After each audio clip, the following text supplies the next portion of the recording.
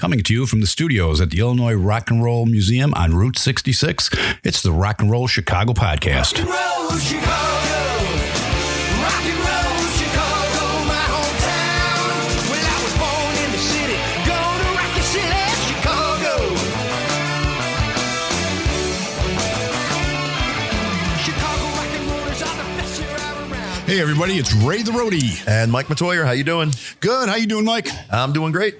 You're still joining us, I see. Yeah, you haven't gotten rid of me yet. Haven't chased you away yet? No, that's a good thing. That's a good thing. Getting some good response from people. They're liking the new setup here. Not saying that there was anything wrong with the old setup, but they're liking the new one. Yeah, and I heard the first one that I did and posted it to my Facebook page, and very good. I was pleasantly surprised, and I actually confirmed that I don't like to hear the sound of my own recorded voice. That's why many people say that. Yeah, you know, when you hear it, you're like, "That's not me." No, that's no way. There's a filter on that. That's definitely right. So we got another one of your choice entertainers joining us tonight. Yeah, we have Downtown Charlie Brown. Okay, a purveyor of the fine Delta blues. Sounds good. I love the Delta blues. I like all the blues. I don't care. As long as it's blue. Absolutely. My favorite color, too. So maybe that's why. Well, that's good. Let's give them a listen. Alrighty. Hey, everybody. It's Ray the Roadie. And this is Hollywood Mike Matoyer 2.0. Hollywood.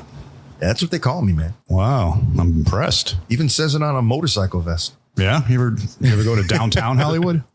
No, I haven't. Oh, you been to any downtown? I've been to downtown, but no downtown Hollywood. No. Know anybody named Downtown? Nope. No? Okay. So it's all original. Okay. So who are we going to be talking to today? We are talking to Downtown Charlie Brown. Aha, I thought so. See? I was trying to lead you on. How you doing, Charlie? I'm doing good. How you guys doing? Doing real well. Thanks for coming in. Glad to be here. So why don't you give us a little story about how this all started for you? Where did your music come from? When did you start playing? Well, I guess it started, when I was a kid, Jack, back in New Jersey, grew up in New Jersey. And just like a lot of people, went to church, singing the church choir from the time I was a little kid, stayed in the church choir all the way through. Then in high school, actually junior high school, 9th grade, we started an R&B band that we called the Illusions. And we were playing James Brown, Kool and the Gang, Earth, Wind and Fire, just anything that came up, top 40 stuff, whatever came up on the R&B chart. Mm-hmm. So we did it all the way through high school. And then in college, just kind of got away from it in college a little bit and got back into it when I moved to Chicago back in 94. Okay. And what I would do is go out to a club, try and book a gig. And after I book a gig, I go to an open mic and find some musicians and go play the gig. As opposed to finding a band, right? Right. And then did that for a while. Then after a while, I had a band. Okay. And then been doing that since 94. The band's changed a little bit. For the most part, it's been pretty much the same for the last 15, 20 years almost. Okay. And so that's when you started the blues at that point? I started the blues when I got here. I actually got into blues boy in Kansas City. Mm-hmm. There was this guy, Roy Searcy. He was a honky-tonk piano player, and I used to see him in a couple places, Stroud's Restaurant and some other places. And I liked what he played because I typically had played classical piano, but then on the trumpet is when I was doing the R&B stuff. And I asked Roy if he gave lessons. And he says, I don't really give lessons, but if you want to, you can come over to my house. So I go over to his house, and he literally said, Charlie Brown, let me see what you can do. And I sat down, played a little bit on the piano, and then he looked at me and said, get up. And he sat down and played, said, okay, now I want you to do that. And that's how he gave lessons. Because, the first time I met you was at an open jam, and you were playing the piano.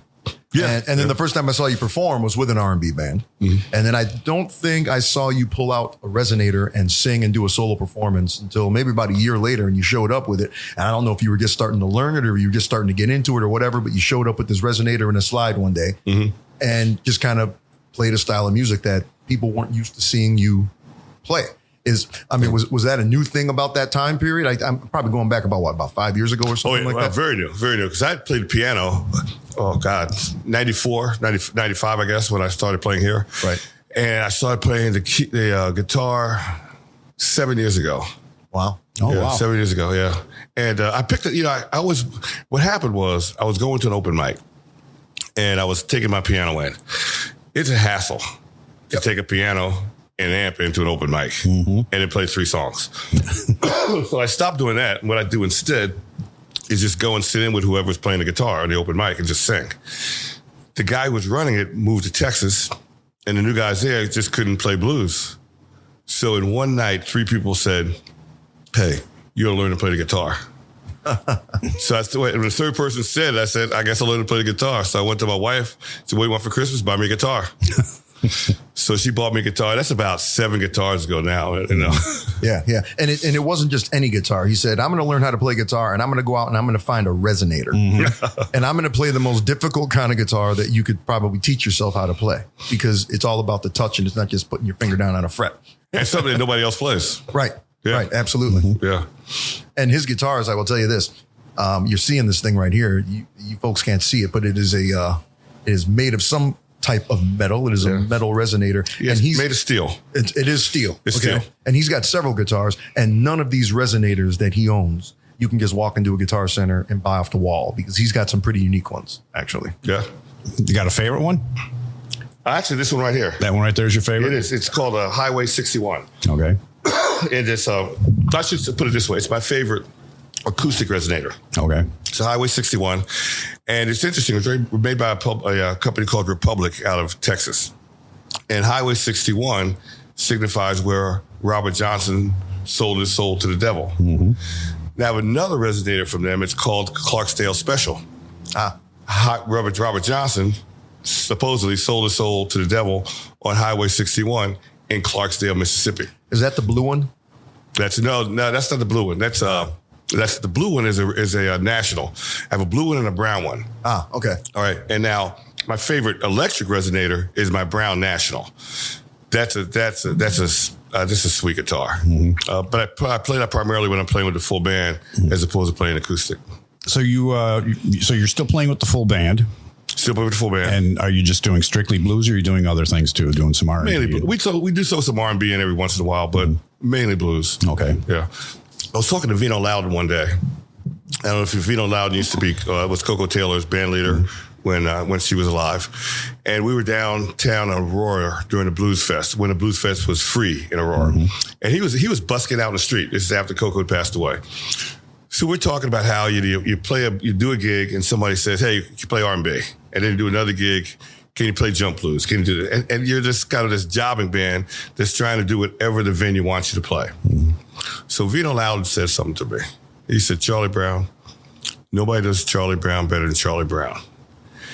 And I said, you know what? I'm going to do blues. There's plenty of places to play blues. I'll do some R&B, but I'm not going to just, every time I play somewhere, try and change what I play to suit that particular venue because there's always somewhere else to play. After doing that, I got many, many more gigs. Just focus on what I like to do. Right. Because you know what? They don't pay us enough money to just change every time you play. Oh, yeah. But you know what? I'll tell you, everybody that has a story like that, it's always a seasoned blues artist that will say almost that exactly the same thing. Yep. Nobody can do Charlie Brown the way Charlie Brown can do Charlie Brown. Right. Throw in, whatever name you want to put in there. And that's almost like, it's almost like you're getting permission from somebody to just be who you are. And you're exactly right. Yep. Don't go in there and change your style every time you have a gig. Exactly. Be who you are. Exactly. Right. So you said you used to play play a lot of jams and stuff, and you still kind of do that too. Oh yeah. Go to some jam nights and stuff. Anybody really famous you played with in any of these jams? In the jams, I guess it depends on what you call famous. I mean, Marty Sam, who just passed away, I've played with him, I don't know how many times. But the most famous person that's ever been on stage with us at a gig is Buddy Guy. Okay. So, we're playing them Buddy Guys, and a couple of times, like I said, probably about 4 times, he's come on stage with us and sung. That is always a thrill. Oh yeah, I can imagine. And I tell you what, I think Buddy is better today. I like it better today than I did 20 years ago. I mean, it's just like the older he gets, the better he gets. It's amazing. It does seem that way. It's amazing. The guy is really, really good. Really good. So want to take a few minutes and let us hear what this guitar sounds like? Play us a little tune. Yeah, do that.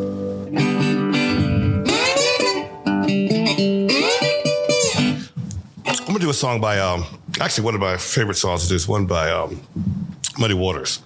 It's the first song that he actually recorded. And I kind of like the story behind it too. Because the first time he recorded, he was down in Mississippi. And Alan Lomax was traveling around. Mike's heard this story 100 times. Alan Lomax is traveling around the South, and he's recording what they call folk music. And recording for the Library of Congress. And so he comes on Muddy Waters Plantation with somebody from Fisk University.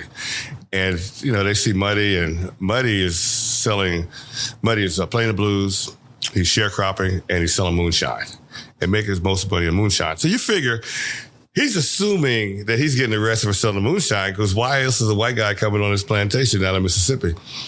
Alan Lomax did an amazing thing. What he did, when he asked Muddy for a drink of water, he drank water from the same glass Muddy was drinking from. This is 1941 in Mississippi. No white guy would ever do that. And so Muddy recorded a couple tunes for him. This one here, when he first recorded, he called it Country Blues. And then he recorded it again back, I think it was 1946 for Aristocrat Records. And he called it I Feel Like Going Home.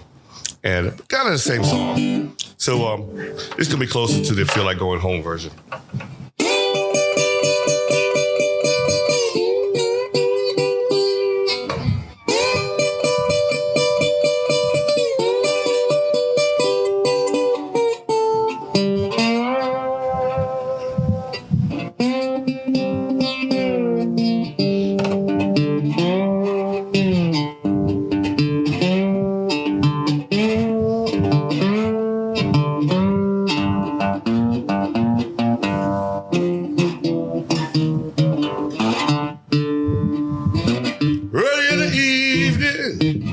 I feel like going home.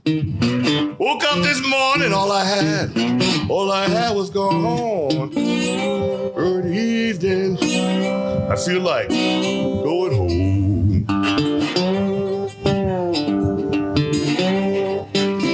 Woke up this morning, all I had was gone. Brooks run to the ocean, y'all now. Ocean run to the sea. Leave my baby, y'all might as well come on and bury me. Brooks run to the ocean. Ocean run to the sea. Leave my baby, y'all might as well come bury me.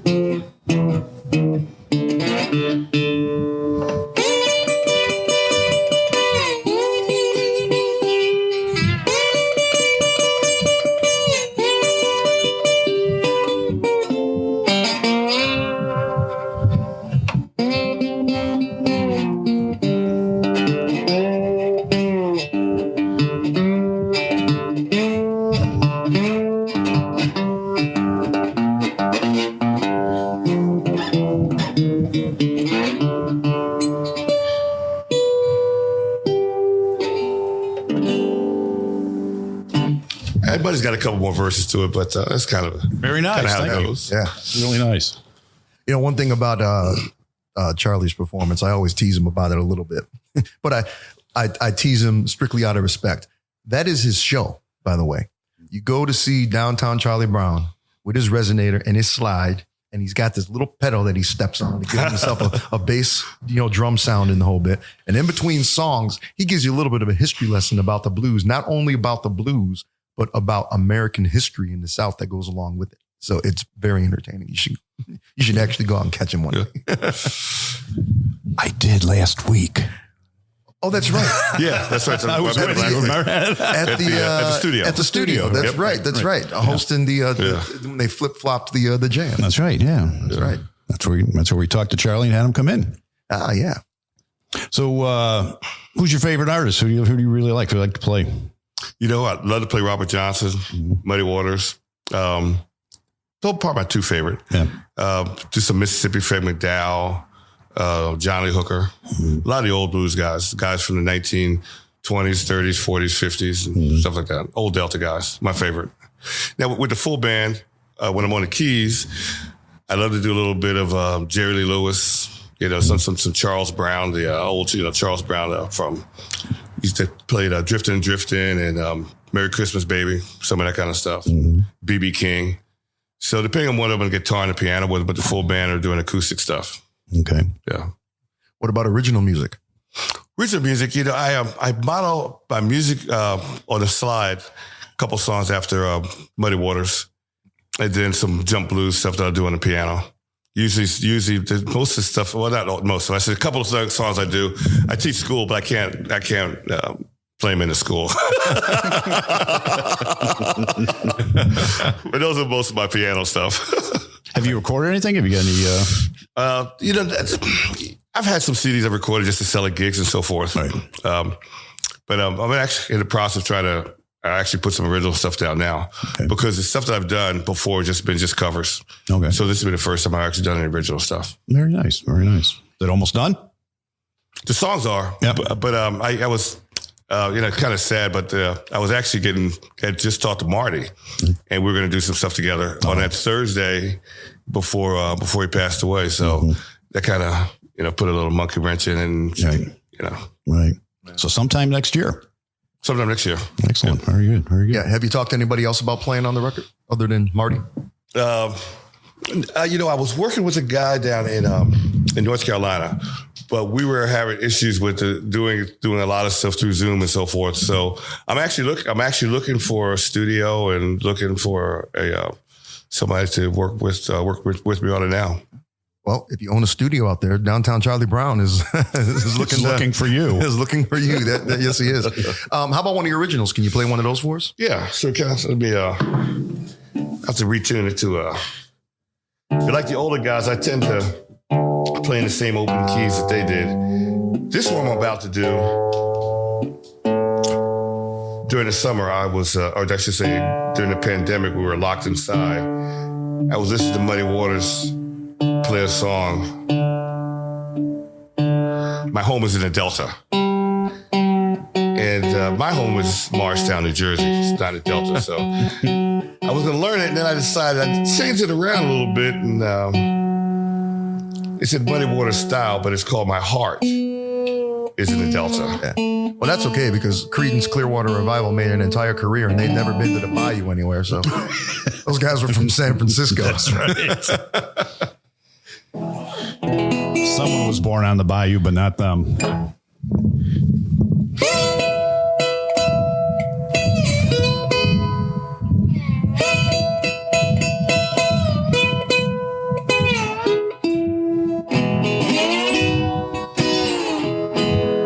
My heart is in the Delta, down by that old crossroad.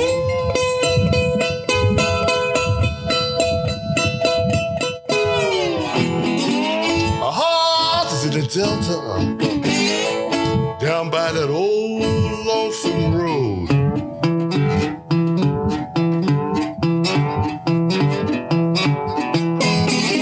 But I live in Chicago.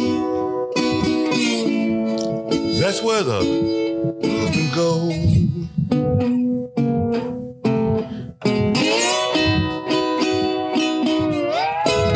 Born in New Jersey, raised in Morristown and Jay.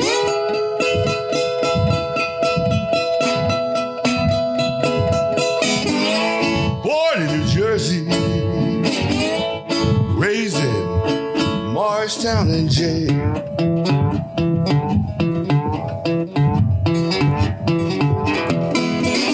But the blues is in Chicago. That's where I'm gonna stay.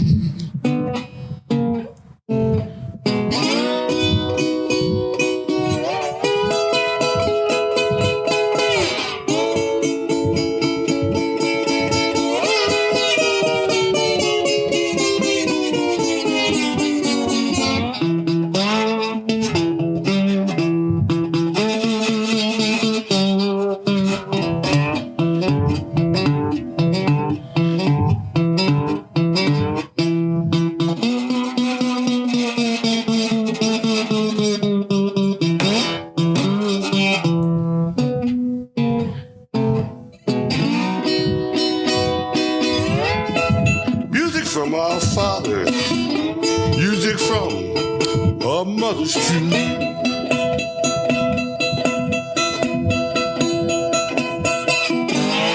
Music from our fathers, music from mothers too.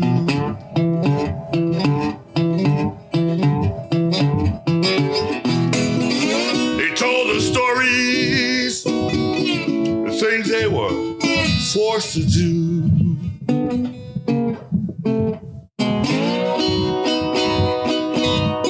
A heart in the Delta, down by that old lonesome road.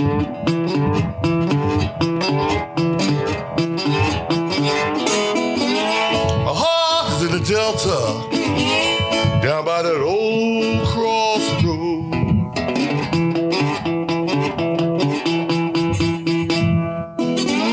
I live in Chicago.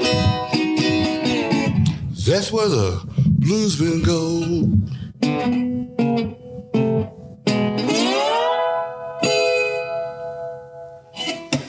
Very nice. Very nice. That's downtown Charlie Brown educating us on some classic country blues. You know, that music's got to come from the Delta, because you can't say you were born at the confluence of the Chicago River. That just wouldn't make it. Now, maybe if you're born near Bubbly Creek, Debbie. Right. What I love about that sound, in fact, we had the Fabulous Kings here last week. Vic, you know Vic. Oh, yeah. And he said something that I knew to be true, but I'd never heard him put it quite this way before. He said, the sound of the blues came out of necessity more than just a desire. Mm-hmm. People came from the cotton fields and moved to Chicago, and next thing you know, they have to electrify, right? Right. They didn't have the money to buy the biggest, baddest amp that was in the market. They had the money to buy, the smallest, tiny little amps, but they had to compete with drums and bass and everything else. Mm-hmm. So they turned these things up real loud. And that's where the breakup came from the amps and from the speakers. And then after years of being frowned upon, it suddenly became the sought after sound, Yep. And that's why I think it's so important for people who want to play rock and roll, who want to learn more about the blues, to learn a little bit about the Delta blues, because that sound that you're getting from that slide and that resonator is what inspired a lot of people to plug in guitar in an amp. And that's the sound that they wanted to get out of that amplifier. Yeah. It's interesting you talk about they didn't have much money, because who really kept the Delta blues alive was Sears. Oh, yeah. Because most of the guitars that they bought, Buddy Waters' first guitar was a used Sears guitar. Mm-hmm. They could get those cheap guitars. They'd order them, and they'd come through the mail. Right. Plus, if they were in the South, someplace they couldn't buy a guitar because of all the racism and so forth. Right. So yeah, Sears. Thank them for the Delta blues. Right. I read a biography on Buddy Guy one time, and I think it said something there. His first guitar that, I don't know if his mother or his grandmother bought for him, it only had 4 strings, So he learned to play with just 4 strings because you couldn't afford to buy a string. Right. Well, Buddy Guy talks about what he used to do, because most of the guys, they learned to play on what they call a diddly bow. And that's that one string guitar that originated in West Africa and so forth. And so with Buddy Guy, I heard him say that what he would do is he would go to his screen porch and take the strings off and take the wire off a screen porch and actually use that maybe against a piece of wood or something. And he jokes around and says, maybe joking, maybe truthful, like that. He took so many wires off, all of a sudden the mosquitoes started coming in. So his parents got upset about doing that. Right. But a lot of those guys started playing on that. B.B. King talks about how he used to play on a 1-string guitar where he would actually nail a nail up on a fence and put another nail at the bottom and put the string there and just run something up against it. Yeah. Wow. Yeah, my first guitar was from the Sears Roebuck catalog too. It was the red, white, and blue Buck Owens guitar. Remember Buck Owens played that red, white, and blue guitar on Hee Haw. Yep. And I think it was Harmony that made it, and it was in the Sears catalog. And when I was a kid, we get the big thick Sears catalog, and you flip through it for Christmas. Mm-hmm. Yep, that's the one I want right there. And I had that thing. I think those were silver tones, weren't they? They did have silver. They did at one point in time. I think the silver tone, was that an electric one they had though, I think? What was that? I thought all their guitars were silver tone brand. Oh, they could have been. Yeah. I'm not sure. I could be mistaken, but yeah. But I know I had that guitar for so long, and I think I was about 10 years old, and I decided one day to take a can of spray paint to it, so it wasn't red, white, and blue anymore. Right. Not good. So are there any favorite places you like to play at? You know, Legends, obviously, the studio down in Lockport. Those are probably, if I take my top 2 places, those are probably 2 of my top places. Other places that I like to play at, Johnny Blitz in Westmont, the Uptown in Westmont, which is, it's a kind of a, what I want to say, a neighborhood bar that people come in, they get there. They're like the after 12 crowd. Yes. Yeah. So you'll get there about 9 o'clock. Not that many people there. 12 o'clock, they come from the other places. They come in. You're there all night long. Right. When's your next gig? Next gig is going to be at the studio. Oh, no kidding. Okay. At the studio this Saturday. Okay. We'll have we call it a trio, but if Dee Dee's there, it's 4 people. Okay. So it's what we call the modern math. Zach, didn't they call that new math at one time? They did. Yes. It's like, it's math. What's new about it? It's Common Core, I think. You have to combine different shapes and triangles to equal 4. That's right. All right. Where can people find you if they're looking for you? On social media? Social media. Website is www.downtowncharliebrown.com. Okay. Facebook under either Downtown Charlie Brown Blues Band or just Charles Brown. Okay. And I post all my gigs up there. Okay. But we have a list of every place we're playing on the website pretty much all the time. Got to update a little bit now. I think that I'm light on some of the January gigs that we have, but most of the gigs are always on the website, downtowncharliebrown.com. Very good. Very good. Well, thanks for coming. Do you think you can close out the show with one more tune? One of your favorites? I think we can do that. Yeah, that'd be great. This is sick. See, let me retune this thing again. I'm gonna do a Robert Johnson tune. It's called Judgment Day.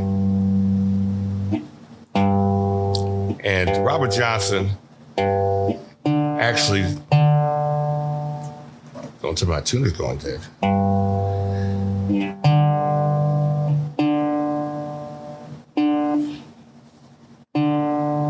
Here we go.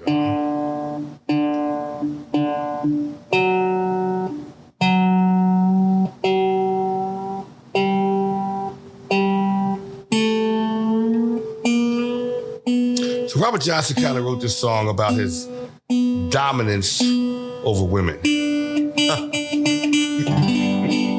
This is going to go over well. If I had possession over Judgment Day, women I'm loving would have no right to pray.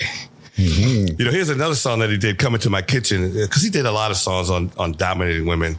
And in that song, it has this verse, I got my last nickel from her nation's sack. And I sung that song for a while. I didn't know what a nation's sack was. I like to know what I'm singing about. Right. So I looked it up. A nation's sack is this pouch that women would carry around 1920s, 30s, 40s, 50s, around their belt around their waist, and a pouch that they would keep some of maybe things in there if they had a charm or something they wanted to get someone to fall in love with, or maybe their money, so forth. And they kept it down by their crotch. And so Myra Johnson, if he's able to go and get his last nickel from that nation's sack, is talking about his dominance over women. Okay. And so this one here says, if I had possession over Judgment Day, women I'm loving would have no right to pray.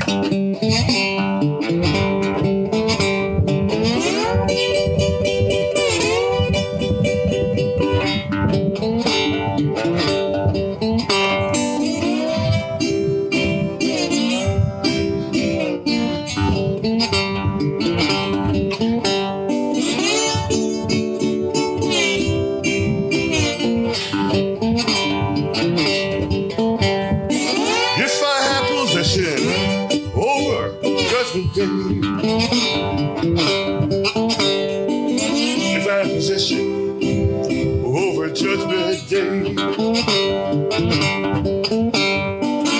women I'm loving have no right to pray. Went to the mountain, far as I could see. Went to the mountain, far as I could see. Man and a woman, lonesome blues got me.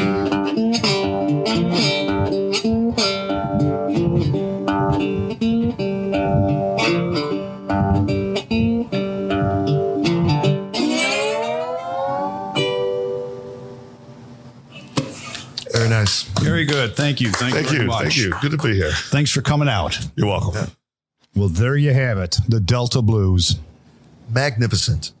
Fantastic. You know, I mean, even the way he looked, the way he dressed, the way even when he was just talking, it sounded like Delta Blues was coming out of him. I'm telling you, it's just, I could sit there and listen to that all night long. Yep. It's just, I just love that sound. It is a lost art. It really is. And he's so good at it. And I can't believe he's only been playing guitar for 6 or 7 years. I know. Isn't that amazing? When I first met him, he was a piano player. Wow. Yeah. Unbelievable. But yeah, it was amazing to watch his growth on that instrument for the past several years. Because the first time I saw him play, he looked nervous. Everybody was looking at him like, Charlie, what are you doing with this guitar in your hands? And he just kept getting better and better. He strikes me as the kind of person that if he wants to be good at something, he will be. He's going to do it, right? Yeah. Right. Yes. He already knows how to play piano. So, that helps. If you know piano, you can pretty much pick up anything. Right. But to pick it up that quickly and be as good as he is, Absolutely. Yep. it's unbelievable. So that was a lot of fun talking to Charlie. And otherwise, everything else is going good. And I guess we'll see everybody next week on our next episode. Yep. We'll see you then. See you next week. The Rock and Roll Chicago podcast is edited by Paul Martin. Theme song courtesy of M&R Rush. The Rock and Roll Chicago podcast does not own the rights to any of the music heard on the show. The music is used to promote the guests that are featured. Rock and roll, Chicago. Rock and roll.